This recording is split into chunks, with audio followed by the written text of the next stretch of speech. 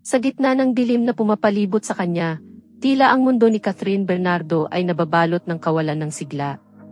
Kakatapos lamang ng kanilang relasyon ni Daniel Padilla, ang kanyang puso ay naiwanang sugatan at puno ng pangamba. Sa mga panahong iyon, isang liwanag sa dilim ang dumating sa katauhan ni Alden Richards.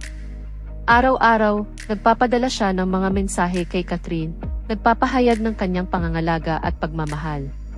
Hindi rin nag-atubiling ipadala ang mga bulaklak at tsokolet bilang paalala ng kanyang pag-aalala, ngunit hindi lang si Alden ang naglalakbay sa daan ng puso ni Catherine. Narito rin si Jericho Rosales, handang maglaan ng oras at panahon upang maging kasama si Catherine.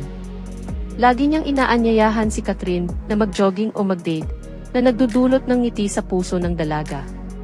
Sa bawat sandali, tila may bagong pag-asa sa buhay ni Catherine. Ngunit sa kabila ng mga pagpapahayag ng pagmamahal ng dalawang binata, ang puso ni Catherine ay naglalakbay pa rin sa nakaraan, sa mga alaala ng pag-ibig na minsan ay matamis at masaya kasama si Daniel. Hanggang isang araw, may biglang pagbabago sa sitwasyon. Napagtanto ni Daniel kung gaano kahalaga at kaganda si Catherine.